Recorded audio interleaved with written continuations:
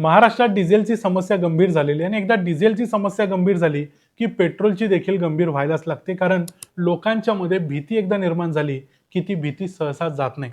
आता महाराष्ट्रातल्या विदर्भात, मराठवाड्यात आणि विशेषतः उत्तर महाराष्ट्रातल्या जळगाव वगैरे मध्ये मोठ्या प्रमाणावर रांगा पेट्रोल पंपावर लागलेल्या आहेत. लोक आपापल्या घरातले कॅन घेऊन, जी सगळी भांडी असतील ती घेऊन पेट्रोल पंपावरती बसून आहेत. काही ठिकाणी तर बघायला मिळालं की पेट्रोल पंपावर लोकांनी जेवणावळी मांडलेल्या आहेत. या सगळ्या गोष्टी निर्माण झाल्यात कारण आता झालंय असं की हा सगळा पेरणीपूर्व मशागतीचा काळ आहे. लोकांना, शेतकऱ्यांना आपल्या आपल्या मशागती करायच्या आहेत, त्यासाठी ट्रॅक्टरमध्ये डिझेल पाहिजे आणि त्यासाठी लोकांना अशी भीती निर्माण झालेली आहे की आता जर आपल्याला डिझेल मिळालं नाही तर आपली पेरणीच होणार नाही. पण प्रत्यक्षात असं घाबरायची कारण नाही, कारण काही ठिकाणी अत्यंत दुर्दैवी घटना घडल्यात. एका ठिकाणी तर पेट्रोल पंपावरचा जो पेट्रोल पंप ऑपरेटर असतो त्याची हत्या देखील झालेली आहे, कारण तिथं पेट्रोल नव्हतं, तो घालू शकला नाही या साध्या गोष्टीवरून. त्यामुळे या सगळ्या घटना ऍक्च्युली टाळायला हव्यात. प्रत्यक्ष याच्या मागची कारणं काय आहेत? खरोखर घाबरण्यासारखी परिस्थिती आहे का? खरोखर महाराष्ट्रात पेट्रोल डिझेलचा तुटवडा सफिशियंट आहे का? आणि हे सगळं मग महाराष्ट्रातच का होतंय? महाराष्ट्राच्या बाहेर कुठल्याही राज्यात ही परिस्थिती का नाही? आणि मग खरोखर आता काय करायला पाहिजे? पर्याय काय काय शिल्लक आहेत आणि परिस्थिती काय आहे? त्याची कारणं काय आहेत? सगळं बघूया आजच्या या व्हिडिओमध्ये. मी आहे रणजित यादव आणि तुम्ही पाहताय द मराठी बाणा. इथं फक्त जाता जाता एक गोष्ट सांगितली पाहिजे, ती म्हणजे पेट्रोल आणि डिझेलच्या किमती मागच्या आठवड्याभरात आता तिसऱ्यांदा वाढलेल्या आहेत. त्यामुळे या पेट्रोलच्या आणि डिझेलच्या वाढणाऱ्या किमतीकडेही लक्ष दिलं पाहिजे. पण जरी किमती वाढत असल्या तरी त्याचा लगेच परिणाम त्याच्या सप्लाय चेनवरती होणार आहे आणि आपल्याला पेट्रोल आणि डिझेल मिळायचं बंद होणार आहे, या अफवांच्यावर विश्वास ठेवू नका. महाराष्ट्रात सर्वात जास्त पेट्रोल आणि डिझेलचा, विशेषतः डिझेलचा तुटवडा जाणवतोय तो म्हणजे विदर्भ, मराठवाडा आणि उत्तर महाराष्ट्रामध्ये. या ठिकाणी जर बघितलं तर मोठ्या प्रमाणावर लोकांनी रांगा वगैरे केलेल्या आहेत. पण तरीही महाराष्ट्र सरकारनं जी काही आकडेवारी दिलेली आहे ती जर बघितली तर महाराष्ट्रात नेहमीप्रमाणे आता सध्या जेवढी पेट्रोलची आणि डिझेलची डिमांड असते तेवढी डिमांड पूर्ण करण्या इतपत पुरवठा होतो आहे. म्हणजे एक आकडेवारी सांगायची तर 27,074 किलो लिटर पेट्रोलची डिमांड असते आणि तेवढं लिटरचं पेट्रोल महाराष्ट्राला मिळते. 63,440 किलो लिटरच्या डिझेलची रिक्वायरमेंट असते आणि तेवढं डिझेल देखील महाराष्ट्राला मिळते. या दोन्ही गोष्टी होत असताना युद्ध परिस्थिती जरी असली तरी अनेक लोकांनी अशा प्रकारच्या अफवा पसरवलेल्या आहेत की पेट्रोल आणि डिझेलच्या किमती एकदा वाढायला सुरुवात झाली म्हणजे कदाचित लवकरच पेट्रोल आणि डिझेल मिळायचं बंद होणार आहे, मोठा काहीतरी एक घटना घडणार आहे आणि पुन्हा एकदा सगळं ठप्प होणार आहे. पण प्रत्यक्षात तशी परिस्थिती नाही. ती का नाही याची गोष्ट मी तुम्हाला पुढे सांगेनच. पण तुर्तास एवढं समजून घ्या की अफवांच्या वर, व्हॉट्सअपवरती येणाऱ्या फॉरवर्ड्सवरती विश्वास ठेवू नका. महाराष्ट्र सरकारनं जी प्रत्यक्ष आकडेवारी आहे ती सांगितलेली आहे. महाराष्ट्राच्या मुख्यमंत्र्यांनी देखील सांगितलं की हे सगळं पॅनिक बाईंग आहे, म्हणजे लोक भीतीतून खरेदी करतायत. आणि लोक भीतीतून किती खरेदी करतायत फक्त आकडे बघून घ्या. विदर्भातला जो भीतीतून खरेदी करण्याचा आकडा आहे, जो जनरली आता मे महिना आहे म्हटल्यानंतर थोडंफार पेट्रोल आणि डिझेलची जी डिमांड असते ती वाढत असते, पण इथं काय होते बघा. विदर्भामध्ये पेट्रोलची डिमांड 35% वाढलेली आहे. ठीक आहे, म्हणजे ही सॅटिस्फाय करण्यासारखी आहे. पण डिझेलची डिमांड 111% वाढलेली आहे. म्हणजे जवळजवळ दुपटीपेक्षा जास्त डिझेल लोक मागत आहेत. दुसरी गोष्ट, उत्तर महाराष्ट्रात पेट्रोल 40% डिमांड आहे तर डिझेलची डिमांड 72% आहे. म्हणजे दुपटीपेक्षा कमी असलं तरीही अचानक एवढी वाढ आहे की एवढी वाढ तिथला साधा एक पेट्रोल पंप चालक सहजपणे सॅटिस्फाय करू शकणार नाही आणि रोजच जर अशी डिमांड होत राहिली तर हे करूच शकणार नाही. मराठवाड्यात देखील 27% पेट्रोलची डिमांड आहे आणि 60% डिझेलची डिमांड आहे. त्यामुळे मराठवाड्यातल्या अशा प्रकारच्या बातम्या विदर्भ आणि उत्तर महाराष्ट्राच्या तुलनेत त्या मानानं कमी येत आहेत.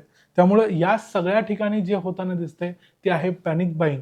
म्हणजे लोकांना असं वाटतंय की आज जर आपण आपला कॅन भरून डिझेल आणलं नाही तर आपल्याला मशागत करायला मिळणार नाही किंवा काहीच करायला मिळणार नाही. या सगळ्यामुळे जे लोक साठेबाज नाहीत किंवा साठेबाजीशी ज्यांचा काही संबंध नाही, ते सामान्य शेतकरी असतील किंवा साधे लोक असतील, ते सुद्धा मग साठेबाजी करायला लागले. प्रत्येक माणूस पेट्रोल पंपावरच्या रांगा बघितल्या तर कॅन घेऊन लोकांनी रांगा लावल्यात. अशा रांगा करायची गरज नाही. तुमचा ट्रॅक्टर जर तिथं आणाल किंवा तुम्ही इतर कोणत्या माध्यमातून जर तिथं घेत असाल डिझेल तर तुम्हाला सहजपणे मिळू शकतं. यामुळे झालंय असं की लोक सगळे कॅन घेऊन येत आहेत आणि तिथलं डिझेल अत्यंत कमी वेळात संपायला लागले. त्यामुळे 200-200 पेट्रोल पंप हे जळगावमध्ये मोकळे आहेत. नो स्टॉक असे बोर्ड लावलेले आहेत. या सगळ्यामुळे सरकारनं देखील आता नियम केलाय की 7-12 जर तुमच्याकडे असेल तरच तुम्हाला डिझेल मिळेल, अन्यथा मिळणार नाही. याशिवाय साठेबाजी करणाऱ्यांच्यावरती सरकार कारवाई करतंय. त्यामुळे अशा प्रकारची साठेबाजी तुम्ही करू नका, अन्यथा तुमच्यावर कारवाई होऊ शकते. याच्याशिवाय आणखी एक कारण आहे, ते म्हणजे क्रेडिट रोलिंग फॅसिलिटी, जी ऑइल मार्केटिंग कंपन्यांच्याकडून सर्व पंपधारकांना मिळत असते. आणि विशेषतः झालंय असं, की जे खेडेगावातले पेट्रोल पंप धारक आहेत त्यांच्यासाठी या नियमांमध्ये थोडा बदल केला जातोय. काही ठिकाणी ॲडव्हान्स पेमेंट मागितलं जाते. त्यामुळे झालंय असं, की पूर्वी कसं असायचं, एकदा पेट्रोल पंपानं जी डिमांड दिली, ते पेट्रोल त्याला मिळायचं, डिझेल मिळायचं. ते पेट्रोल पुढचे 5-6 दिवस चालायचं आणि त्यानंतर त्याची पुढची डिमांड यायची. तोपर्यंत तो हे पहिलं घेतलेलं पेट्रोल डिझेलचं पेमेंट करायचा, जे जनरली 15-20 लाख 30 लाख असं असू शकतं. त्यामुळे एवढे पैसे पेट्रोल पंपवाला काही घेऊन बसत नाही. त्यामुळे असं व्हायलंय, की आता त्याला जर ॲडव्हान्स पेमेंट पाहिजे असेल, कारण रोजच्या रोज जर त्याचा स्टॉक संपत असेल, तर अर्थातच त्याला ॲडव्हान्स पेमेंट द्यायला पाहिजे.